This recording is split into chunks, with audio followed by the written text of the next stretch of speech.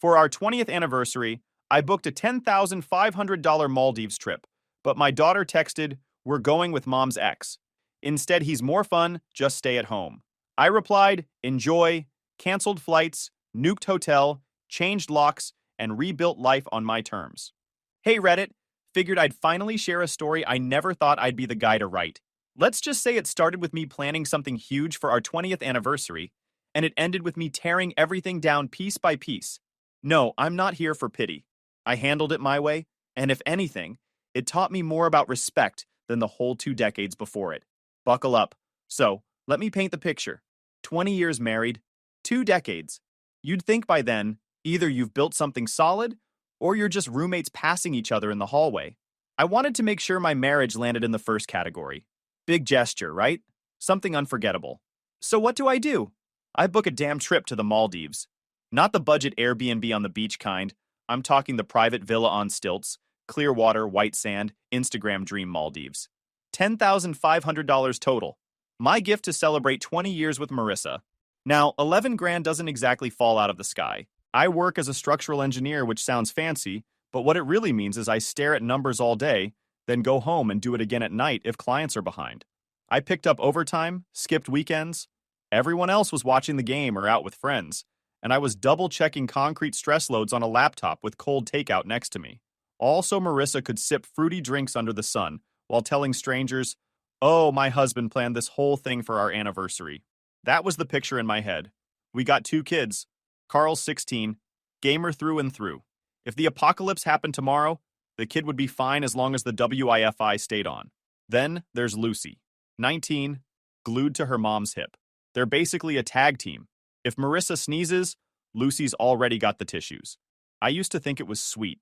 Lately, it feels more like I'm the extra in my own family. And Marissa? Man, it's like she went from being my partner to being a roommate who occasionally tolerates me. Always on her phone, smiling at whatever was on the screen, brushing me off with work stuff or gallery prep. She runs a wedding and events photography studio, so that excuse kind of worked, until it didn't. Now, here's where the sarcastic part of me kicks in. See, after a while, you get instincts. You know when the story you're being fed has too much seasoning on it. Too sweet. Too polished. I wasn't Sherlock Holmes, but I could smell BS from a mile away. So one night, she's in the shower, phone on the nightstand, buzzing like it just drank 5 Red Bulls. I think, all right, let's see what's making you grin more than your husband of 20 years. I open it. Boom. Messages with Jordan. Yeah, that Jordan. The ex. It was just a college fling Jordan. The guy she swore was ancient history. Guess he wasn't so ancient. The chat logs weren't just, "How are you?" type things either. They were full blown. "Can't wait to see the Maldives with you." Like old times, but better. You ever feel your blood pressure spike so high you can hear your own heartbeat in your ears? That was me. But here's the thing. I didn't explode. I didn't storm into the bathroom waving her phone around like a prosecutor. No, I sat down, read it all, scrolled back weeks, maybe months, pieced it together. And the more I read, the calmer I got. It wasn't anger anymore. It was clarity. Then it hit me. Lucy was in on it. Messages between Marissa and Lucy about keeping dad off your back and don't mention Jordan. The whole picture came together like a bad puzzle. My wife of 20 years planning our anniversary with her ex, my daughter covering for her, and me playing the role of the clueless wallet. Most guys would have lost it right then. I get it. But me? Nah. Losing it would have been exactly what they expected. I wasn't going to give them the show. I closed the phone, set it back exactly where it was, and when she came out of the shower wrapped in a towel, smiling like she didn't just nuke 2 decades of marriage, I acted normal. Asked about dinner, cracked a joke about the dog snoring louder than Carl's headset. Cool as ice. Because here's the thing. I'm an engineer. My whole job is making sure structures don't collapse under pressure. And if there's one thing I know, it's this. You don't rip out rotten beams by hand. You bring in the right tools, the right timing, and you dismantle the whole damn thing piece by piece until nothing's left standing. So while Marissa was busy planning her romantic Maldives getaway with Jordan, I was planning something else entirely. I started documenting everything. Screenshots, bank statements, calendar logs. I moved money around. Quiet, subtle. No big moves yet. Just small shifts, like a chess player sliding pawns into place. She thought she was slick. She had no idea she was playing against a guy who designs skyscrapers for fun. And Carl? Kid had no clue, just sitting there with his headset yelling at strangers on Call of Duty. I didn't drag him into it. Not yet. But I knew when the time came, he'd see the truth, and I'd need him on my side. So yeah, that's where it started. Me, the supposedly clueless husband, booking a dream trip for our 20th anniversary, while my wife and daughter plotted to hand my ticket to her ex. They thought I'd roll over. They thought I'd just take it. But me? Nah. I was already planning the demolition. The morning of the trip, everything felt staged. Marissa was walking around the house humming like she was in some corny commercial, Lucy glued to her phone but pretending to help with bags. I played along, sipping my coffee, letting them think I was buying the whole performance. All packed? I asked, leaning against the counter like nothing was wrong. Yeah, Marissa said, smiling too wide. We figured it'll be easier if Lucy and I head to the airport first with most of the bags. You can follow after. Less hassle at check-in. Right, less hassle. More like less chance of me spotting her boyfriend tagging along. I gave her a casual nod. Makes sense. I'll catch up. She bought it. They both did. Kissed me on the cheek like they weren't about to stab me in the back, and then dragged their suitcases out the door. I watched from the window as they loaded up. Funny thing is, even with my stomach twisting, I kept smirking. They thought they were slick. They thought I was still the clueless husband waiting to carry their extra luggage. About 20 minutes later, my phone buzzed. I knew it was coming, but reading it still felt like someone shoved a knife between my ribs. Dad, Mom didn't know how to tell you. Jordan's going instead. She deserves to be happy. Just stay home. Sent from Lucy, my own daughter. I stared at the screen for a second, then typed 2 words back. Got it. Kurt, that's it. No rant, no, how could you? I wasn't giving them the satisfaction of seeing me break. I wanted them to stare at their phones, confused why Dad wasn't blowing up, and realize silence is scarier than yelling. And while they were probably high-fiving Jordan in the car, thinking they'd pulled off the perfect coup, I was already moving. First step, financial shutdown. I opened the banking app, froze the joint credit cards, drained the shared checking, and transferred my pay into a private account I'd set up months back when I first got suspicious. I left just enough in there to make them think they weren't cut off. For now. It's fun watching people discover the well is dry when they're thirsty. Next step, security. Called my guy, had the locks on the house scheduled for same-day change. Every camera feed redirected to my phone. If they wanted to play dirty, I was making sure every angle was covered. Carl was still in his room, headset on, yelling at randoms online. I knocked on the doorframe. Kid spun around, mid-game, annoyed. What? Log out. We need to talk. He ripped the headset off and gave me that teenage look like I just ruined his life. Then he saw my face and knew it wasn't a joke. I laid it out. Everything. The messages. The Maldives plan. Jordan. His eyes got wider with every sentence. You're kidding. Wish I was. He sat back in his chair, stunned. Then slowly he shook his head. Mom's messed up. And Lucy? I can't believe she's part of it. I put a hand on his shoulder. Look, you didn't know. That's what matters. But we're not chasing them. We're not begging. We're going to let them choke on their own plan. That's when his face shifted from shock to anger. For the first time, I saw a little bit of myself in him. He nodded. I'm with you. Good kid, loyal, that's all I needed. I told him to pack essentials, clothes, his PC setup, stuff he didn't want disappearing, because I wasn't leaving my life sitting there for Marissa to loot. While he grabbed his gear, I started prepping Riverside. Quick background. A few years back, I picked up a small property across town. Nothing crazy. 3 bedrooms, modest backyard. It was supposed to be a long-term investment, maybe a project for retirement. Marissa barely paid attention when I bought it. Now it was going to be our base of operations. By lunchtime, movers were already on call. I didn't tell Carl we were fully relocating yet. Let him think it was temporary. But in my head, I knew. This was the new chapter. No more house full of Marissa's fingerprints. No more pretending we were a team. While Marissa and Lucy were riding to the airport with Jordan, probably laughing at how clever they were, I was tearing down their entire foundation back home. Funny thing? For the first time in months, I felt calm. Like really calm. Almost excited. They thought the game was over. I hadn't even started playing yet. By the time Marissa, Lucy, and lover boy Jordan rolled into the airport, I had already set things in motion. Flights? Canceled? Reservations? Gone. The whole Maldives fantasy was dead before they even wheeled their luggage inside. Jordan already had his own ticket, booked last week off that just-in-case fund, so canceling my reservation and the villa nuked the trip anyway. I didn't need to be there to see it unfold.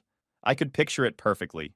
Marissa marching up to the counter with her, "I'm a professional woman, respect me" smile. Lucy glued to her phone, probably snapping selfies. And Jordan, the clown in the back, trying to look like he belonged in the picture. Then the clerk typing, pausing, frowning.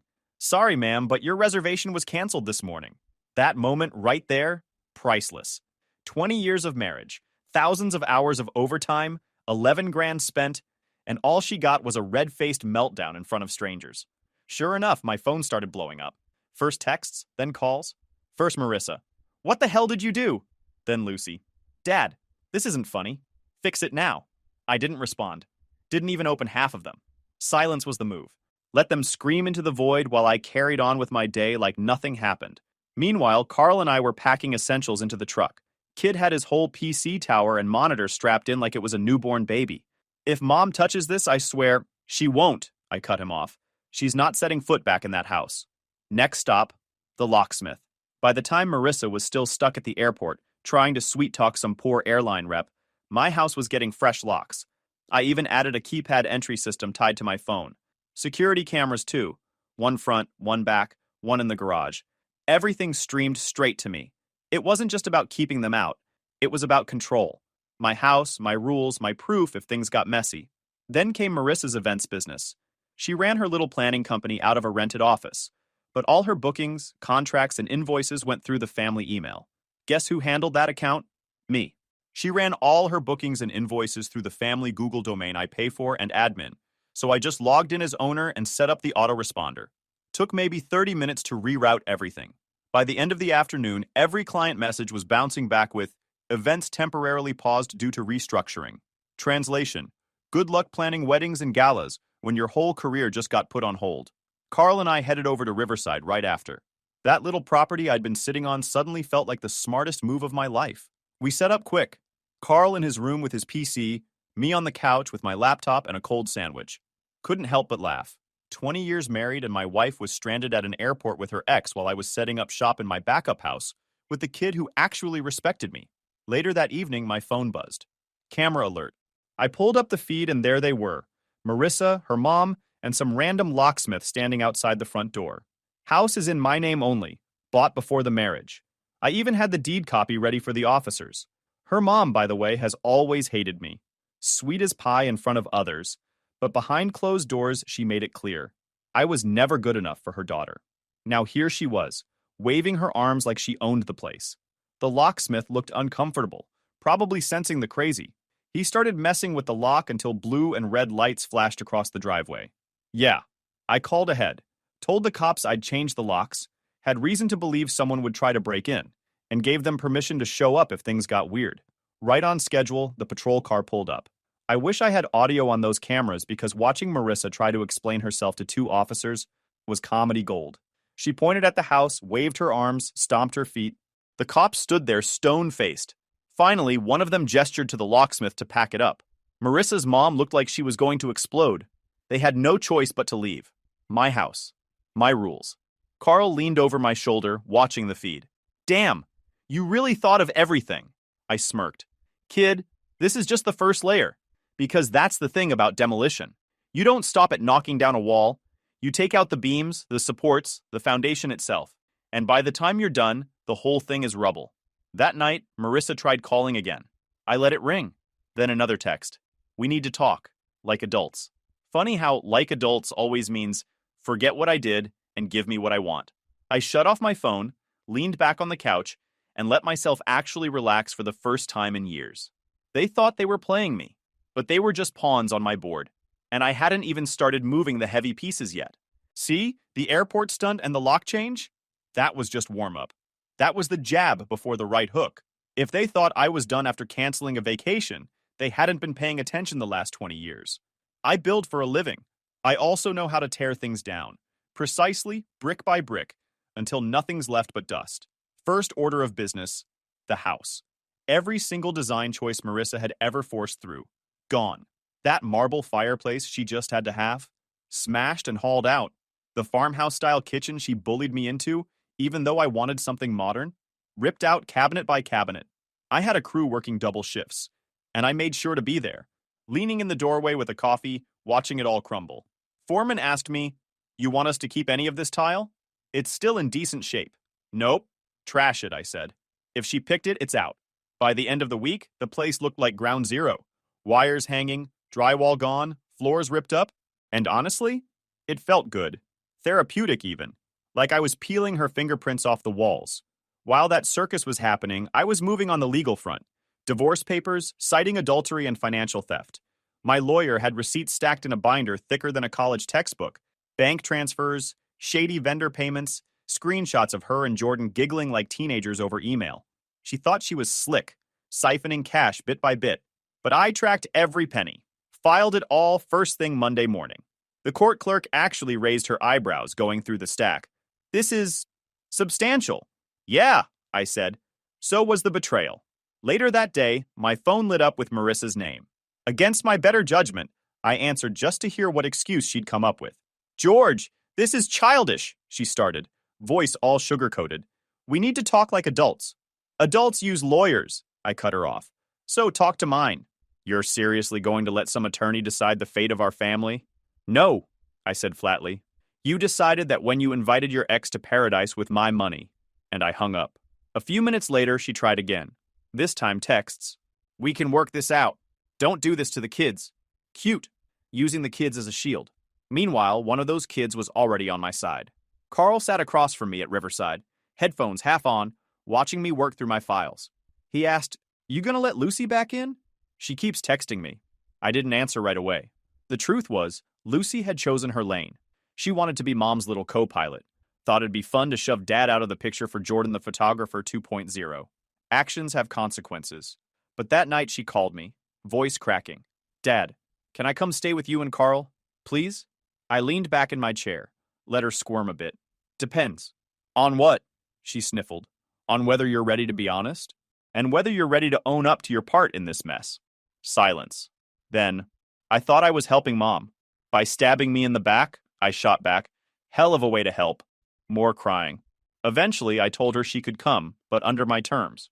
No games, no secrets. No pretending she was just an innocent bystander. She had to face the fact that she helped kick me out of my own anniversary trip. She showed up the next day with a duffel bag, looking like a puppy that just got caught peeing on the rug. Carl wouldn't even look at her. Honestly, I didn't blame him. That night, Marissa blew up my phone again. This time, the nice act was gone. "You're controlling. You always have been."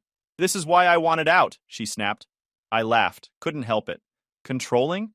That's rich, coming from the woman who drained 30 grand behind my back while planning to move states with her boyfriend. "You hacked my emails," she shot back. "No," I said calmly. "You were dumb enough to use the family laptop. And guess what?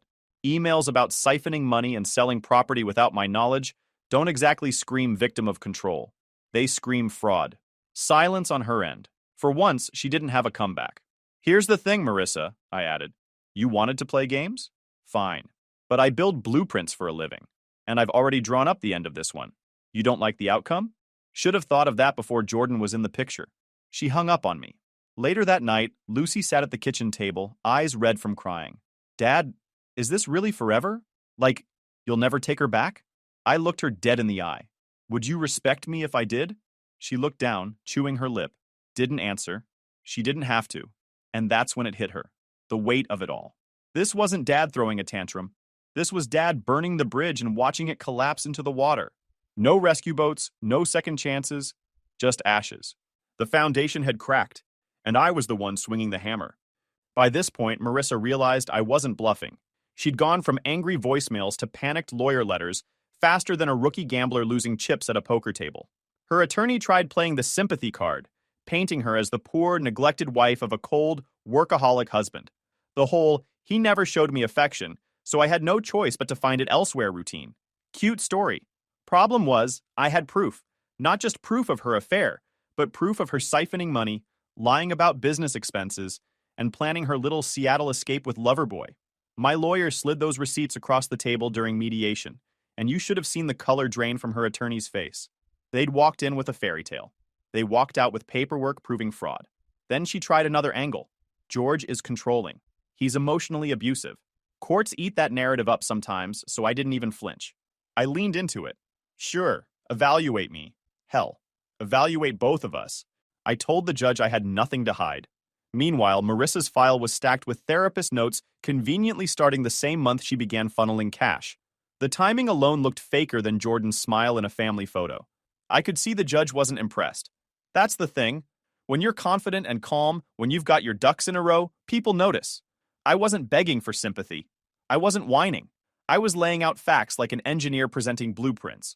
Cold, logical, undeniable. And speaking of undeniable, Jordan Padilla.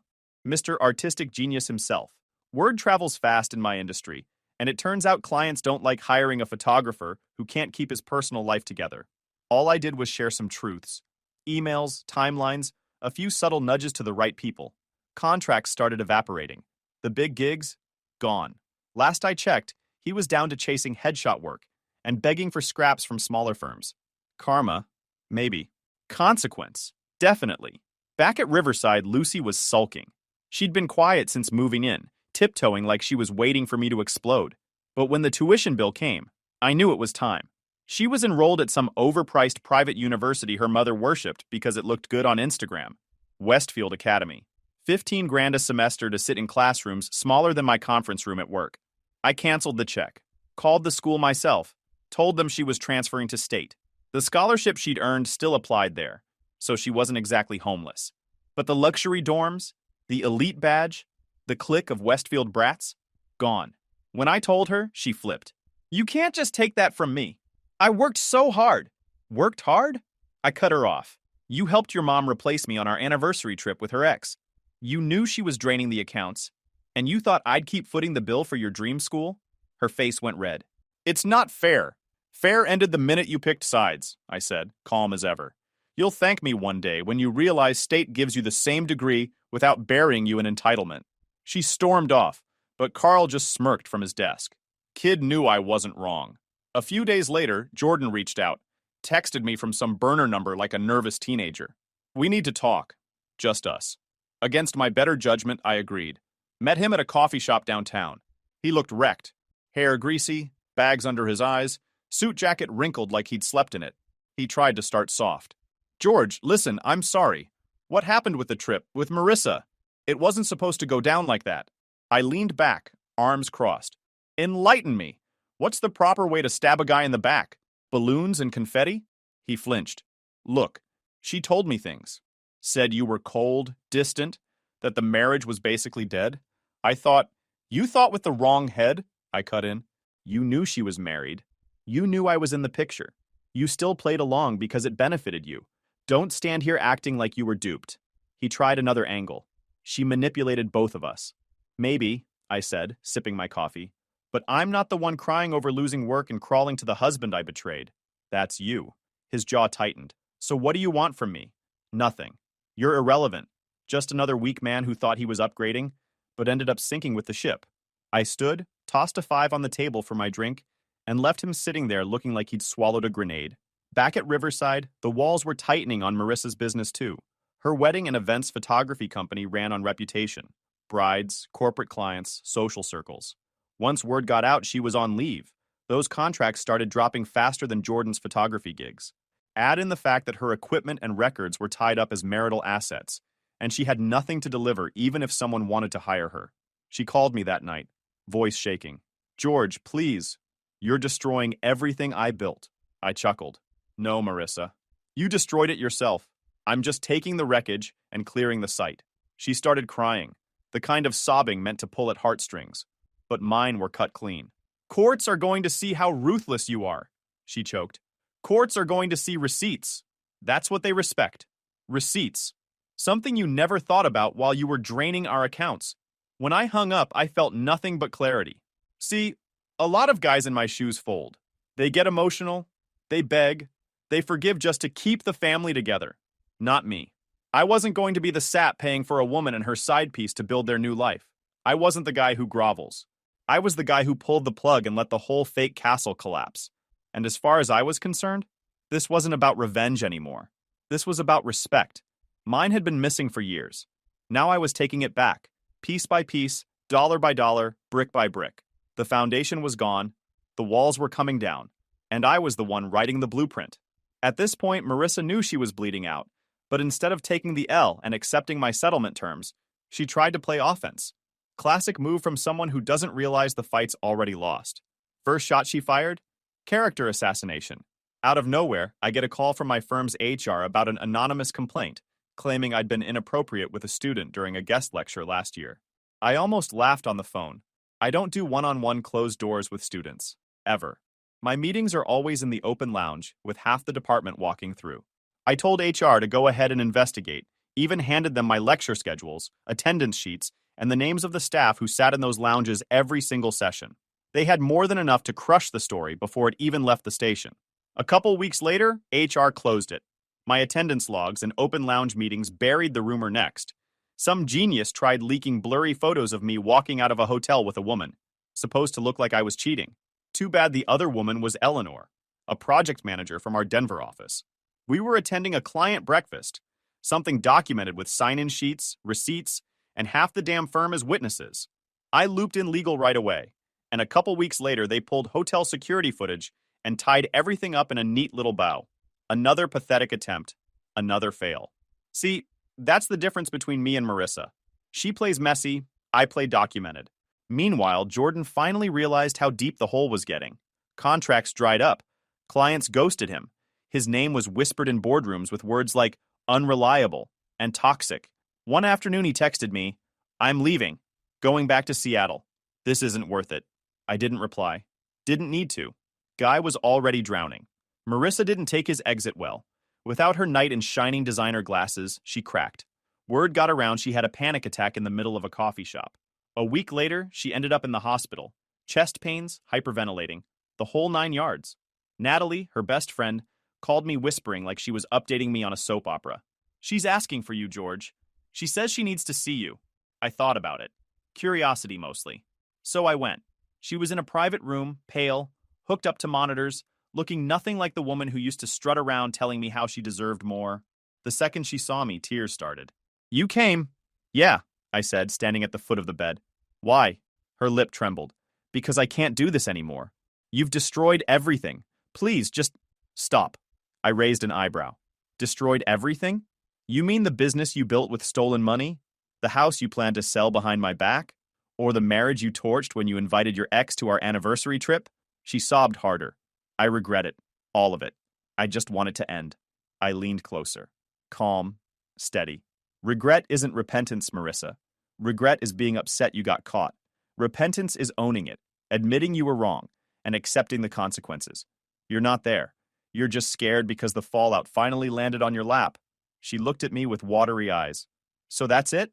20 years and you feel nothing?" I shrugged. "Respect has a longer shelf life than love. You burned both. Now I'm just enforcing the math." I walked out without another word. Nurses gave me side eyes like I was the devil himself, but I didn't care. That hospital room wasn't a reconciliation. It was a courtroom, and she'd just confessed guilt without realizing it. Back at Riverside, Carl met me at the door. Kid had that look. Half proud, half worried. "So, you forgive her?" I shook my head. "Forgiveness is for people who take responsibility. She's not there. Don't let crocodile tears fool you." He nodded, slow. "Honestly, Dad, I respect you more every day. Most guys would have folded." "Folding isn't in the blueprint," I said. He cracked a grin at that. Lucy, on the other hand, was a wreck. She saw her mom unraveling, her ex-stepdad wannabe packing his bags, and me standing taller than ever. She cornered me one night at the kitchen table, voice shaking. "Dad, can't you just stop, please? She's broken. Isn't that enough?" I didn't raise my voice. I didn't even look up from my laptop. The day I stop holding people accountable is the day you stop respecting me. If you want me to be that guy, go live with your mom." She didn't answer. She just sat there, silent, finally realizing this wasn't a game where she could beg for a reset button.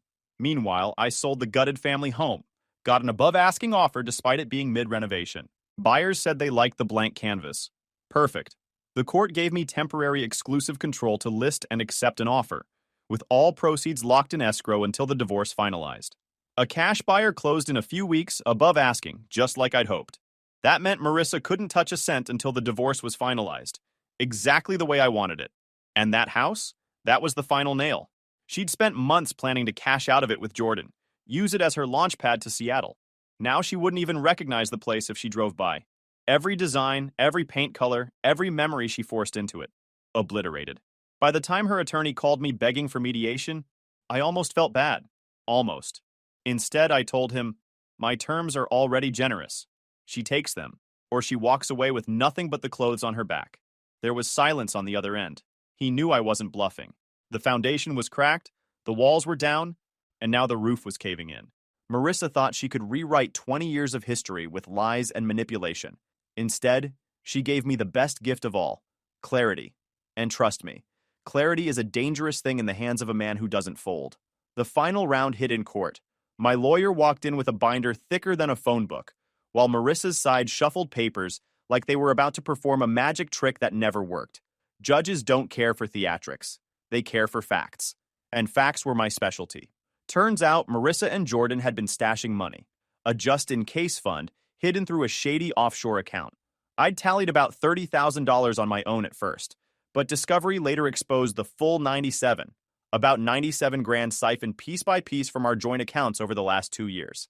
I'd suspected as much but couldn't prove it, until now. My lawyer traced it with statements, dates, and wire receipts so clean it was like connecting dots on a children's coloring book. When the judge saw that, Marissa's whole story collapsed. She wasn't the poor, neglected wife anymore. She was the fraudster, the liar, the one funneling cash behind her husband's back while planning her tropical love story.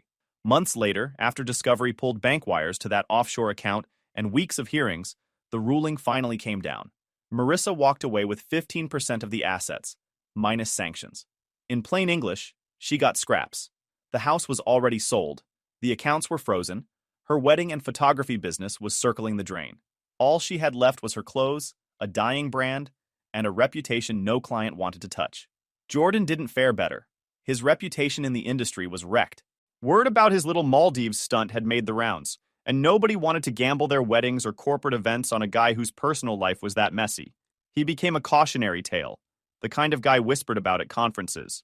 Yeah, that's Padilla. Don't hire him unless you want your bride to run off with your DJ too. After the verdict, Marissa asked to meet one last time. Against my better judgment, I agreed. Curiosity more than anything. We sat across from each other at a quiet cafe. She looked smaller, weaker, like she hadn't slept in days. Her voice cracked. George, I don't even recognize myself anymore. Can't we put this behind us? I leaned forward, steady, calm. Forgiveness is for equals. You're not on my level anymore. She flinched, like the words stung more than the verdict. And maybe they did. Truth has a way of cutting deeper than any insult. I stood up, tossed a 10 on the table, and walked out. Didn't look back. Didn't need to. That chapter was closed. Life after was simple. Clean. Work promoted me to lead a division I'd been eyeing for years. Something they'd been hesitant about before, thinking my personal life might distract me. Now they saw clarity and steel. Funny how being unshakable makes people trust you more. Carl? Kid respected me more than ever. Our bond grew stronger, forged through fire. He started opening up, asking questions about work, about discipline, about life. For the first time, I felt like I was raising a man, not just a teenager with a headset. Lucy was complicated. She stayed distant, still talked to her mom, still wrestled with guilt. I didn't push her either way. She'd make her choice eventually, but I wasn't bending over backward to win her back. Respect is earned, not begged for. And me? I wasn't bitter. I wasn't angry. I was clear. That's what they don't tell you. Clarity isn't soft. It isn't emotional. It's sharp, like a blueprint etched in steel. You see the lines, the angles, the foundation. You know exactly what you're building and what you'll never allow again. Marissa thought she was writing my ending when she planned that Maldives trip. She thought she'd replaced me, humiliated me, cashed me out. But I wasn't the guy she thought I was. I wasn't the wallet. I wasn't the doormat. I was the demolition crew. And I rebuilt from the rubble on my own terms. YouTube just dropped this new hype feature. If you're hooked on this story, smash that hype button. It tells YouTube this video deserves to blow up, and it keeps even crazier stories coming your way.